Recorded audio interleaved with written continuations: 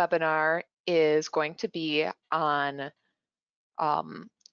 making decisions easier with effective data visualization through the use of dashboards in Contrail. Last time when we had our webinar, we spoke and discussed different widget types and different options for viewing data on dashboards in Contrail.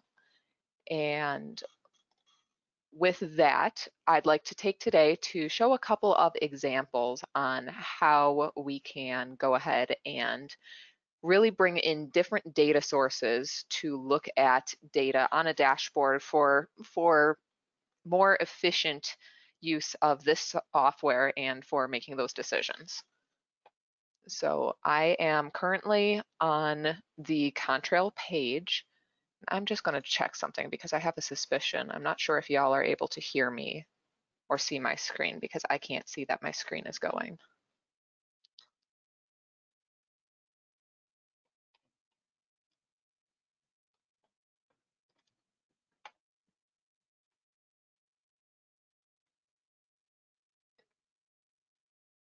All right, can someone, send me a chat and let me know if you are not able to see my screen right now? The preview that I see right now is indicative that you're not able to see the main Contrail page, and that doesn't feel quite right. I can pause my viewing if that's the case. Okay, thank you. I'm glad that you guys can hear me. That helps. Let me see if I can pause my sharing wheel. Awesome. I'm glad to hear. Thank you so much for sharing that you can hear and see my preview that I have that shows what you guys are seeing isn't quite caught up with what's happening on my screen yet. So I just wanted to make sure that I wasn't cutting anybody out and that I wasn't talking ahead of myself with nobody seeing what's going on. So I will ignore my preview and keep going forward with today's content instead. So as I was saying, we're going to work on going through a couple of examples of building up dashboards that will incorporate data from multiple sources to pull it into one easy location that you can pull information from at a glance to make the decisions that you need to in your day-to-day duties. So from here, I am currently on the home page of our demonstration page in Contrail. This user-facing environment is a read-only environment and is great for viewing dashboards, but for our purposes today in creating dashboards, we'll be moving on to the administration side. So doing so, I can tell that I'm already logged in. I clicked on the profile button and there is my username, so I am logged in, and I'll click on administration.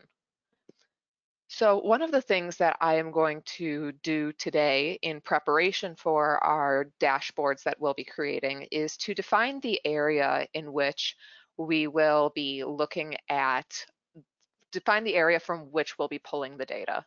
So actually, I kind of got ahead of myself and moved to admin too soon. I'm going to open up one other tab so I can pull up a map because I'd like to be able to figure out what area and kind of define what area we're going to make these dashboards about. And so for today's example, I'd like to do something kind of situational awareness over the situation in the Front Range in Colorado. And so zooming in, I've got a couple of sites here, and currently the view that I have is for the state of Colorado, and that includes a couple sites on the other areas of the state that won't be quite so relevant for what I'd like to do today. So I will take this to define a new view, and I'm just looking at the map right now to kind of see which sites do I want to include. So I think I'm going to basically use these sites. Oh, click and drag, got a little too excited there. Awesome. So now that I've figured out which sites I want to use in my view, I'm going to switch back over to administration. And let's go to configuration and views to define that new view. And to do so, we'll go up to the add button. And for the name, I'm going to call this Front Range Colorado. And just so that I remember why I created this one, I'm adding a note that it was for the webinar. Click save. So we've got the view, but looking at it, there's no sites. So we need to go to the edit and drop down and click on sites. And let's find which sites we're going to put in here. So this is where that map comes in handy. And so I know I want Grand Lake Outlet, and then there's Berthoud Summit. So let's grab those quick.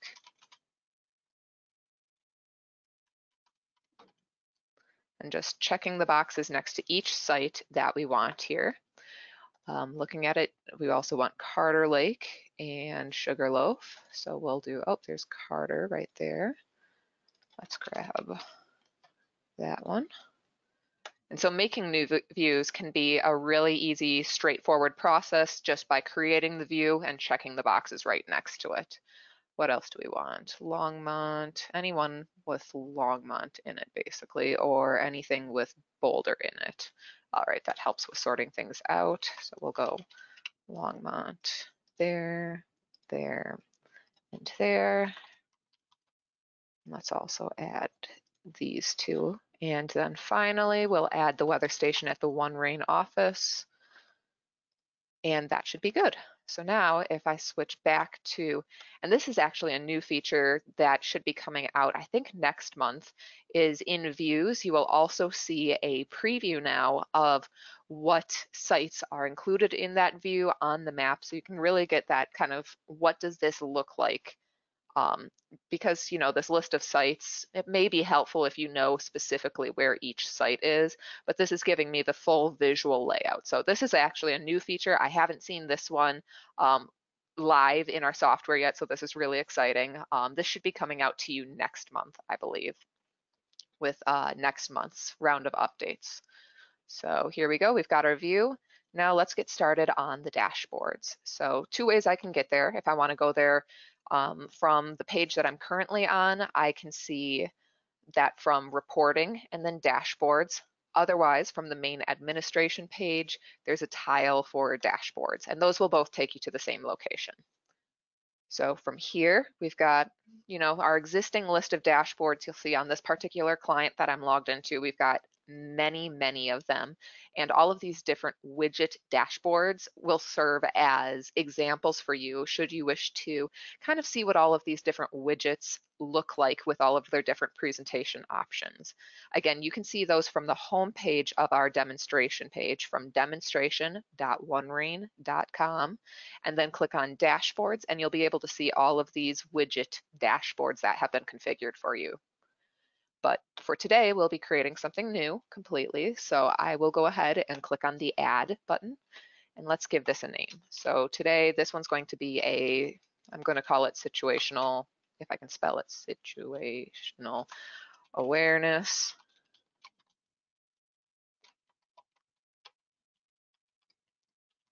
for Longmont, because we're located in Longmont, Colorado. Then I can add a description if I want. I can assign it to a category. I'm going to call this a summary. And then let's see, how do we want the widgets to lay out, or what format do we want these columns to take? So I want to do kind of a 25-75% split. So we'll do that. You can set by default, do you want this page to automatically reload and pull in the newest data? And if so, we can do that. Personally, while I'm building them, I like the reload to be off, just because when it reloads in the background while I'm trying to work on something, that kind of throws me off. So I'm going to leave that for off for now. And then we've got the typical visibility options. Do we want this published? So will it show up on that user environment? And do we want it privileged? Will that only be available to those who have a user account and logged in status? And so I want this to be visible for anybody to see, so I will leave it at its current defaults. So I can click save, and we've got basic structure for this dashboard. Now I'm going to pull in data via widgets in order to bring that data in one place. So let's go ahead and get started. The first one that I'm going to do, I'm going to kind of work left to right here. The first that I'm going to do is create a widget that will show a summary if there are any alarms in an alarm state. So let's go ahead, click add. Widget type, we'll want that to be an alarms widget type. That repopulates my page, and let's call it alarms. And I will turn the name off there.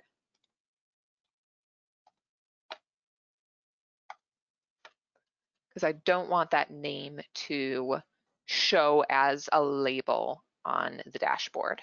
Description, I'm going to leave the description blank in this case. URL, this would be if I had a name that showed up on the on this widget as a label, that would turn that name into a link, linking to the URL that you provide here. And I'm not going to use that in this case, but I'll incorporate that later with a different widget perhaps. So how do we want this to display? I want this to be automatic in height. I don't really need something particularly sized here. And then what types? Do I want it as a list of the alarms or do I want an indicator? In this case, I do want the indicator. I like that one visually a little bit more. But again, if I want to see an example of what these different ones look like, I know I've mentioned it that you can go to dashboards and look at all those widget types. So for widget alarms, we can see all of these different kind of presentation types, what this will display as. So this would be an example of that list. And these are those indicators here. And personally, I like this type where the indicator shows green if there aren't anything and turns red with the number of active alarms if there are any active alarms. That one to me kind of has the best expression of, yep, there are alarms when this is red and everything is good when it's green. So I will do that. We've got the panel type is indicator, alarms. I want show 0 with green panel and click next. So now I designate where do I want to pull these alarms actually from? What alarms should be taken into consideration here? So status, what alarms do I want to show? Here I want to show active alarms, and that will mean that any alarms that are not triggered and I'm sorry, any alarms that are not acknowledged and have been triggered and are not yet clear are active alarms. So I want to show just those active alarms. How do I want to filter those out? Well, I can do it by triggered, so the time in which it was triggered. I can go by title of the alarm. I can go by rule, site, sensor, when it was acknowledged, when it cleared, what level of alarm. So I know that I've got one alarm in this area that's already configured. So I'm going to switch over, open a new tab, and take a look at those alarms. And who are you? It's a site latency alarm at Grand Lake. So that's one in particular. And here what I would do is I would do a match of any, and then for each alarm that I want to be taken in consideration on this dashboard, I would add a new filter item for each one. So title contains, well, in this case, the title of that rule, if I can find where I found this, would contain site latency. I'm instead going to go by the site name. And we'll filter out by site contains that. So now any rules that have the name, the site name, Grand Lake Outlet, will be included within this widget. And we can add additional criteria to this filter for each rule that we want to add. So I'm going to do it this way, and let's do triggered by descending, so that way the newest ones show first, and click save. So we see one widget there. If I open the new window button on that dashboard, it shows me that I have one alarm, and if I click on it, I can see the list of those. Great.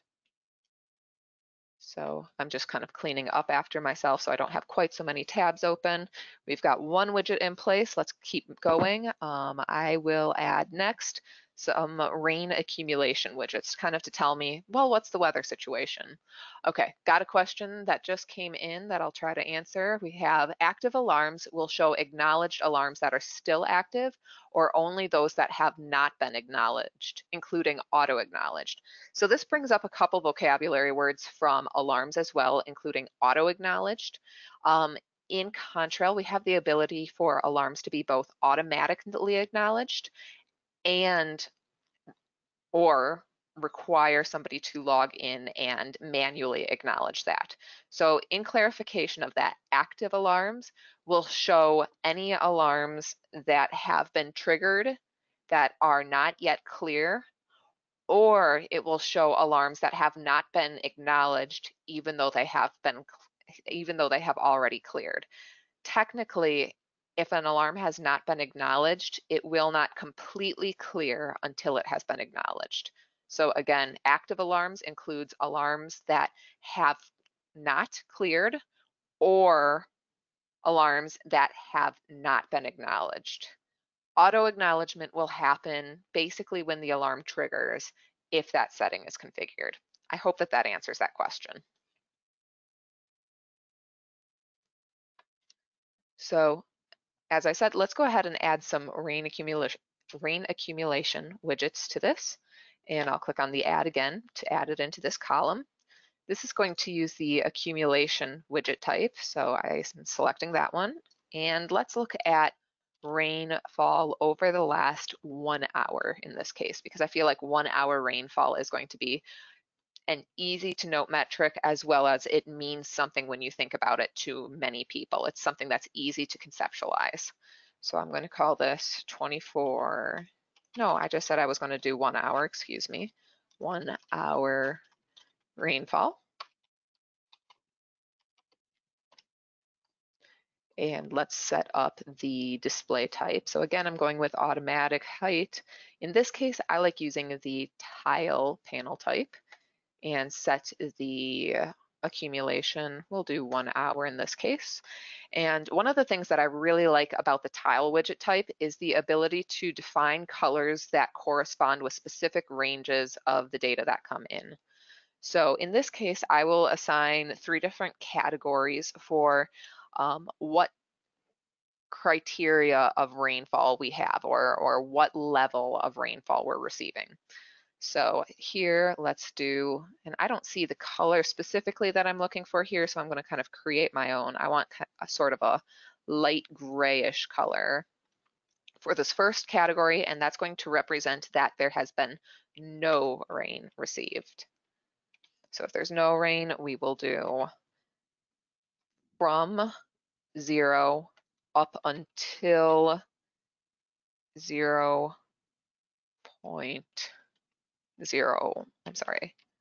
0.1.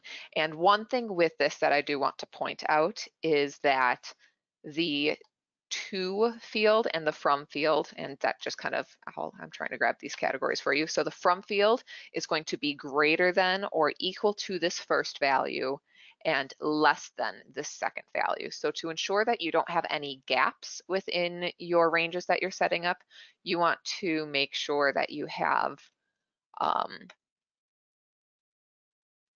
this value repeated down here. Oh man, I did not copy that correctly.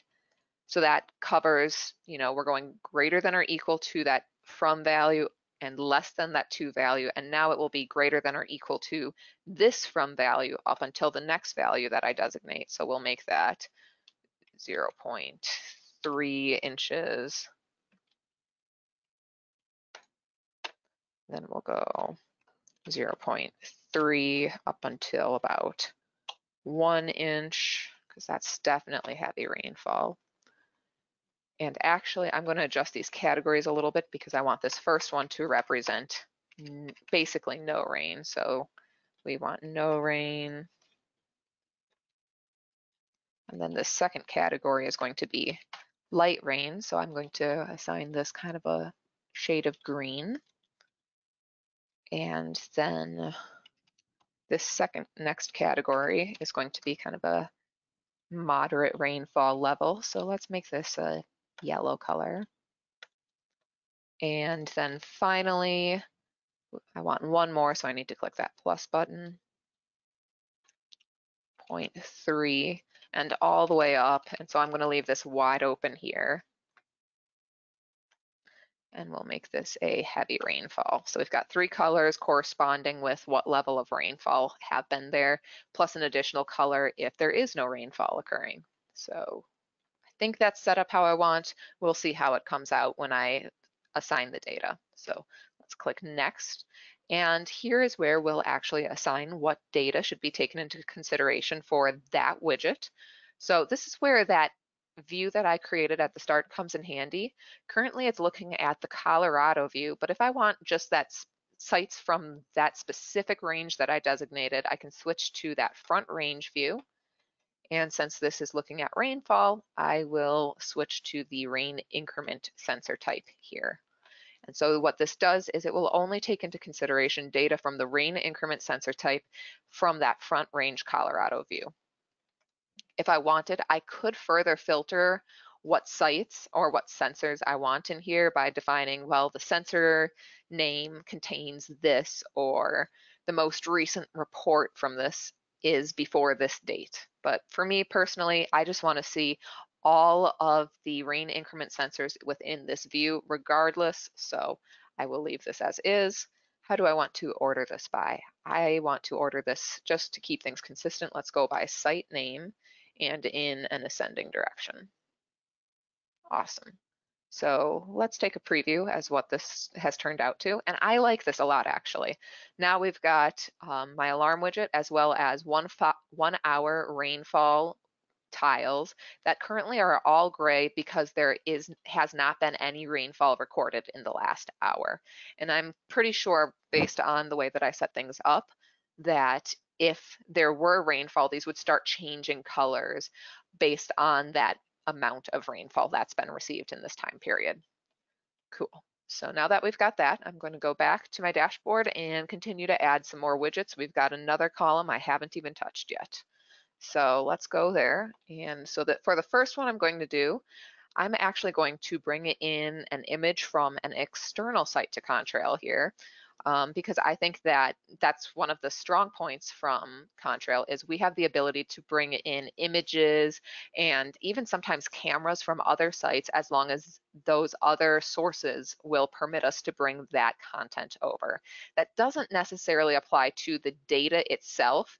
Data cannot be ingested through a dashboard, but images, videos, notes, other content can sometimes be brought in through dashboards. And it's on a case-by-case basis depending on the source itself, but I know this one works based on having used this one frequently before.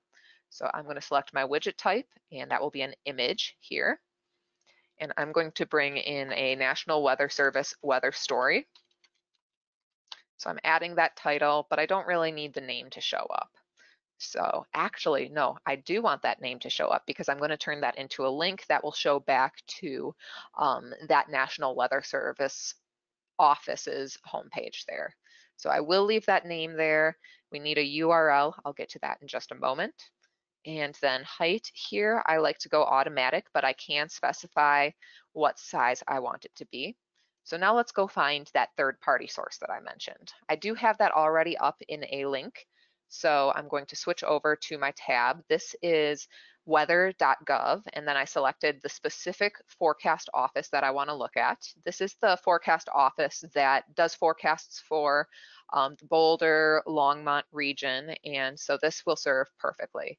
And one of the things that they do is a weather story where every day they make a new graphic basically summarizing what the weather is going to be like. So I can find that here. And this took a little bit of exploration on my end just to figure out what sources I could use and shouldn't use. And I'll show you why this is something that we can bring into Contrail. So I'm looking at this image here for today's weather. And if I right click on it, I can open the image in a new tab, and that will show me a page with just that image. Now, when I look at the URL, I'm double clicking to get the whole thing to show. We see that this is coming from a secure, publicly accessible site. I mean that it's secure in that it's coming from HTTPS.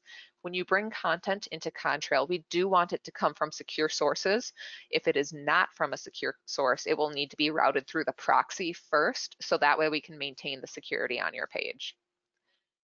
The second part about why I know that this is something that I can bring successfully into Contrail is when I look at this, it does not contain any information about a date or a time stamp associated with this file. So I know that when I log in tomorrow, I will see the new weather story for tomorrow's image and that I'm not linking it back to just a specific static image. This is a dynamic URL that will have new content uploaded to this particular URL every day. This isn't something that can necessarily be controlled from Contrail because it is something from the source at the National Weather Service. So it does take a little bit of investigation to figure out if you can bring certain content into Contrail. But now that I know that I can, I'm going to copy this URL and let's bring that over to my widget here, and I need to click next here so that I have a place to put the data for the URL. I'm going to paste it here. And again, you can see here is part of where you would need to enable the proxy if this was to be HTTP. Then under configuration and in variables, you would also need to add the domain name, the weather.gov, to the proxy. And that's only if this was HTTP, not if it was HTTPS as this is. So if I click save, that will save the widget. Now I did say I did want to do one more thing with that image. So I'm going to go back to the National Weather Service's page, to this main landing page for them. And I'm going to snag that URL here as well, because I want to turn that name into a link on my dashboard. So to make an edit to an existing widget, we'll click on the edit button, which is the middle of the three green ones. And I'll just paste that into the URL here. And that will open that target in a new window. So that's exactly what I want. I can click save. And now let's go back and get a preview of what this new dashboard looks like. So now we've got that weather service story here, kind of giving us some information. That is pretty big, but at least we can read everything solidly. And if I clicked on the title, that will take me over to this homepage that I linked to. Wonderful. So we've got a couple things going on there, cleaning up after myself with some of my tabs. What else can we add? So other things that I like to add here are insets. I like to embed the map into Contrail on dashboards to kind of give an idea of where particular actions are actually happening. So first, what I'm going to do is go to the map and kind of get it set up the way I would want it to show on the dashboard. So what I mean by that is I'm going to switch to the, actually I need to refresh this page because I haven't looked at this since I created that new view. If I go to the view, now I can see Front Range, Colorado, and it fills in with just those sites for me, so that's great. Do I want it to look at specific sensors or just all of the sites? Well, in this case, I am going to do the, no, I mean, I'm going to leave it at all sites for this one, but I could go ahead and click on a specific sensor type, and that would filter out only to those sensors, only to those sites which contain sensors of that type. I can also look and see if I want to add any additional layers on here. So in this case, I already have the USGS hydrography layer turned on by default. Let's also turn on the NOAA radar layer and have that kind of just hanging out in the background. So we do see that there is some activity on the radar. That's great. So I'm going to just turn that on there. I could enable time control, but I don't want this to get too busy. So I'm going to leave that off for now. And then another thing I could do is I could enable pretty much any layer that I have already available within Contrail. So this is one that we have on our demonstration site, current warnings and watches. So I turned it on. We don't really see anything here because there aren't any current warnings and watches, but when I start to zoom out over the United States and over the Mountain West, we can see there's a couple in Wyoming, some going on in Texas and in Oklahoma. So I have this layer enabled. We just don't have anything hanging out over our area right now. So I think this is good. I think I'm ready to bring this in. So instead of grabbing the URL from the top of the page, what I want to do in here instead is go to View, and then where it says Share, snag this link instead. This will have all of the details from what I just populated on the map built in, so that way I don't have to continue to keep building it. So I'm making sure I copy that a couple times. Now let's go back to our dashboard and create our widget. So plus sign, and this time my widget type is going to be an inline frame. I know it says third party, but we're still going to use this one. And that will help us embed the content to this dashboard. So name, I'm going to call this the map, but I don't really want the name to show. Same goes through all of this. This is one where I will define the height. I want this to show up as large, and that will help, or let's do medium. That will help kind of define the space for this. Otherwise, it will try to auto scale, and it doesn't do that so nicely with the map. So click next, and this is where we paste in the information about what we just tried to build. So I am going to show you a few things that I think you should trim out of this URL. One of them is going to be the domain name here, and we're going to make this kind of an internal dynamic link instead of a straight static link. What we do here by removing the demonstration.onerain.com is that if I access this material through a different URL that also has access to this material, it will still show this image. I know that some clients out there have multiple addresses for accessing the same material, and so by trimming that bit out, I will still be able to see that across different clients. The other thing that I want to add here is ampersand embed equals true. And what that will do is remove the navigation bar, so it's just a clean embed of the map instead of having all of this extra, basically a miniature of that map page. So now I can click save. I'll show you what I mean by opening this new window, and it's a little off center. So what I'm going to do is kind of just drag that, maybe zoom out a little bit, get that in place. Let's snag that new link. And I'm going to update that just real fast because I'm a little picky about my displays.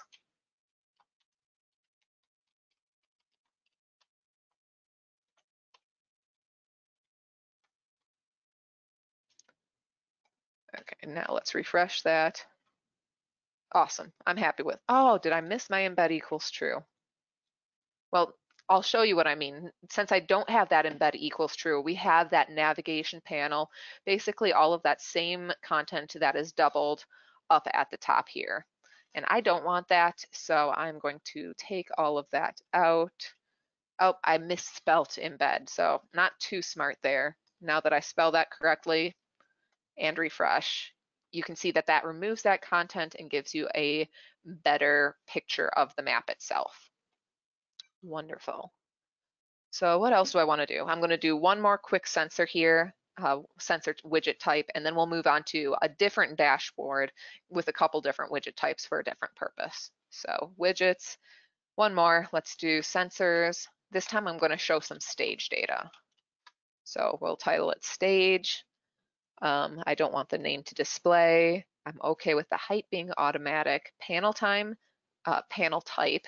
This time I'd like to show it as a line graph, and let's look over the last 2 days worth of data, kind of to get an idea of what the trends have been and what direction it could be heading. So we'll hit next. Let's switch that view, as I've done before, to Front Range Colorado and look at just the stage sensor type here. Again, I don't really care about filtering it out further, although I could. And to maintain consistency, I will do a specific order by site, name, and in an ascending direction, just because I like to see things A to Z. So I clicked save, and now my final preview of this dashboard, I'm going to open that up. And here we are. We've got the alarms, my weather story, 1 hour rainfall, still hasn't rained here, so that hasn't changed. The map, and now I also have the stage graphs for all of the stage sensors within this particular view. We see Boulder Creek, that one's doing fine. This one is automatically showing the thresholds that have been set up here. So that's great that I get kind of that extra context, see those relevant values here in comparison to the current data. Grand Lake is not reporting. That's why it says no readings are matching this data. And we do see that on the map itself, that there is an alarm there. And if I click on it, I can see that timeout icon for everything. This is probably a seasonal site that's been taken out because this is located up in the mountains and it does freeze. So my guess is they've just taken out that material so far, the hardware. And then, yep, there we go. So this is one example of a situational awareness dashboard you can create. Let's go ahead and do another one that focuses more on more on weather parameters, not so much on rainfall and stage and the hydrology perspective. So I'm going to close those tabs and let's do one more. And I'm going to create a new one and we'll call this current weather condition.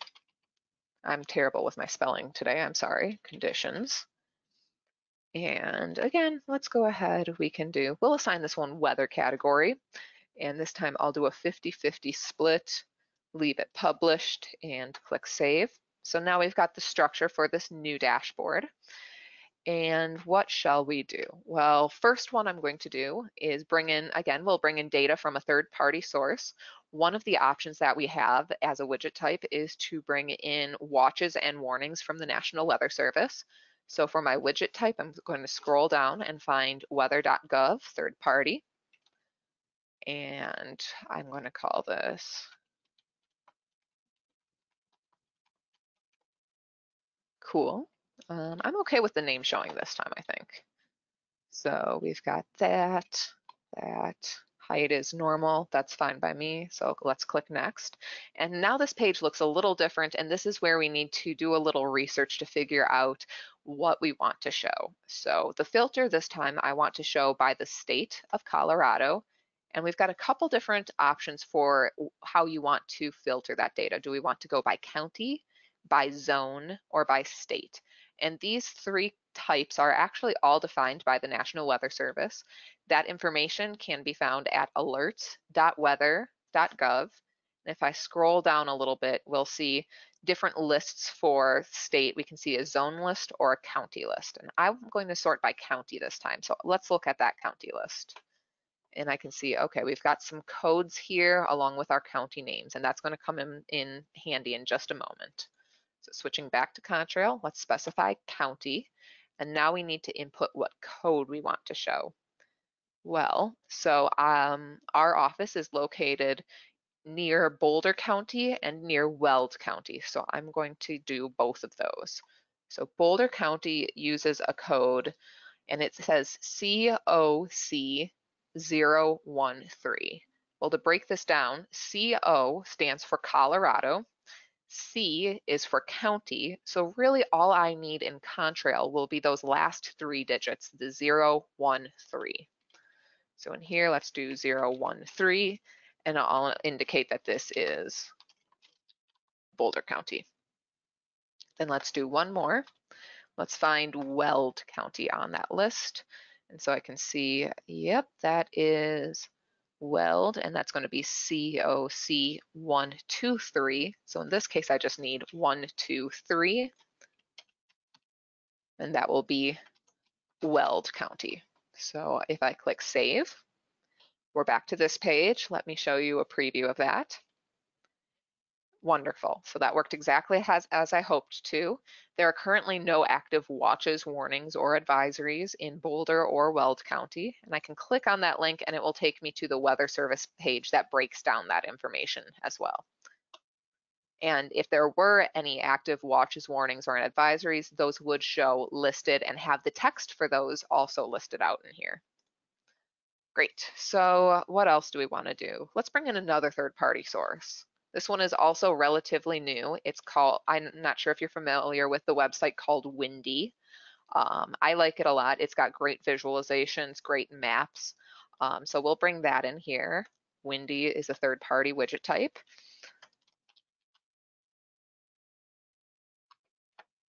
And then how do I want the height of that? Well, I'll leave that height automatic, and I can also specify the width and the height for this.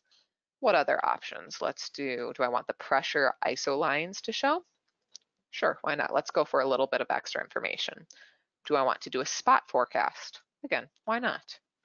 Forecast for, do I want to show kind of the now conditions, the next 12, the next 24? We'll leave it at now for now. And then I can also add in information for that spot forecast. Well, I'll admit I don't know our office's coordinates off the top of my head, but I will snag them from our weather station. So I'm just going to navigate off this page fast to find, there they are, coordinates for the office.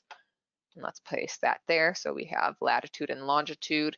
What units do I want this to show in? Well, I read wind best in miles per hour, and I understand degrees Fahrenheit a little bit better. So we'll do that. I don't want to do any other filters, so now we can save. All right, next on the list, what else can we bring in here? One thing that I haven't shown yet is embedding content from a multigraph.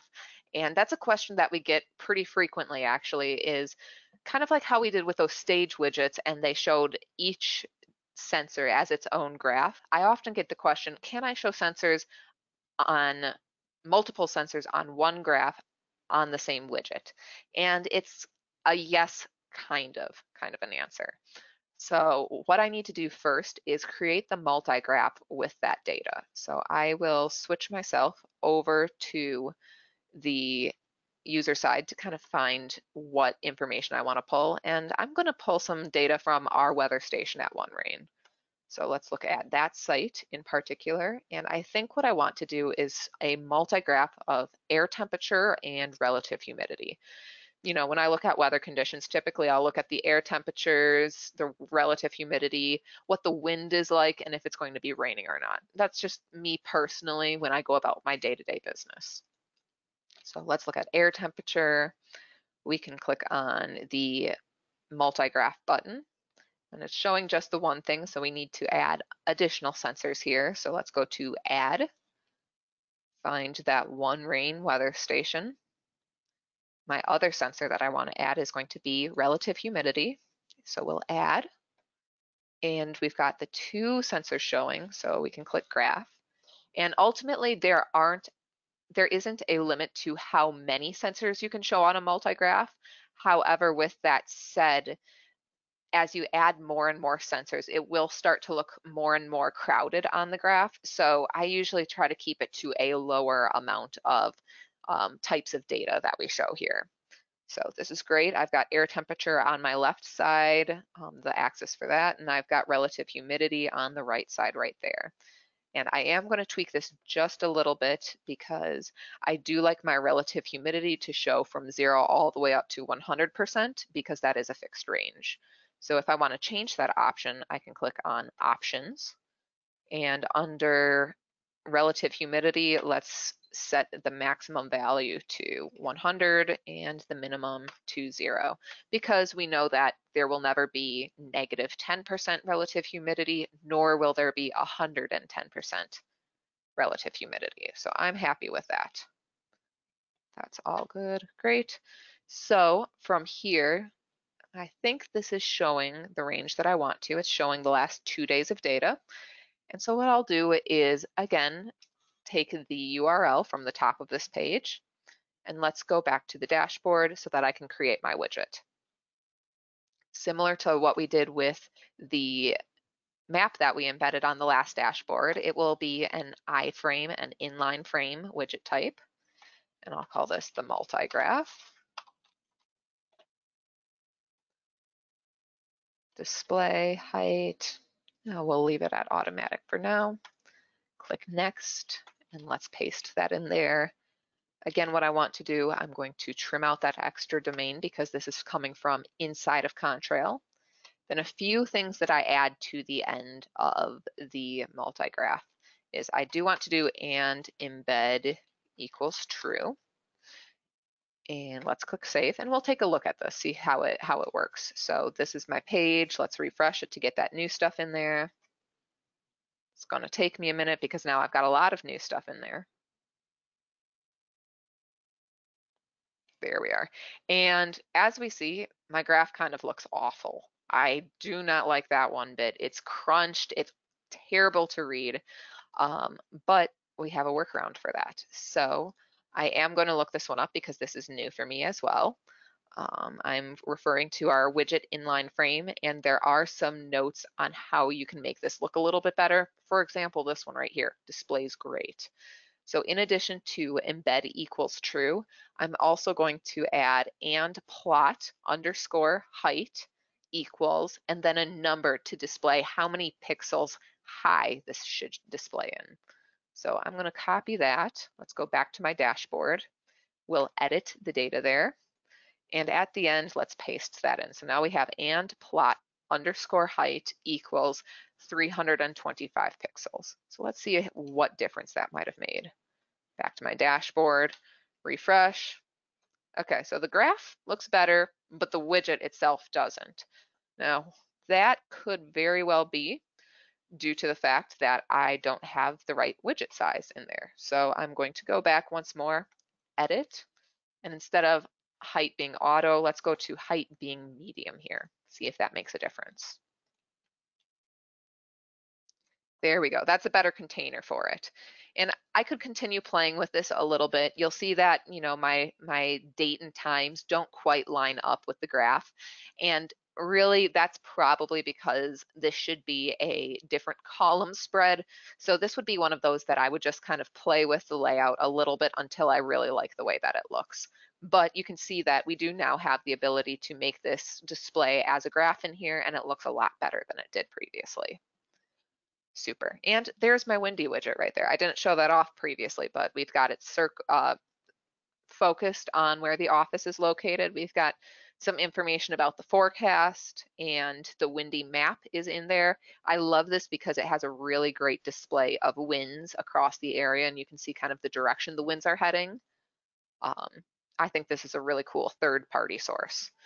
However, we do have wind stuff that is new in Contrail as well, and that's what I'd like to show last in here is our different wind options. And actually, now that I look at it, I put that multigraph where I didn't want it to go. I did want that multigraph to show up in this first left-hand column.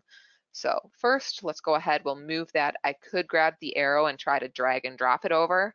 Our tool for that sometimes gets a little weird. So instead of that, what I'm going to do is go to Edit and Column and switch that over to Column 1. For me, that's the most foolproof way of moving things, and I'm very happy with that.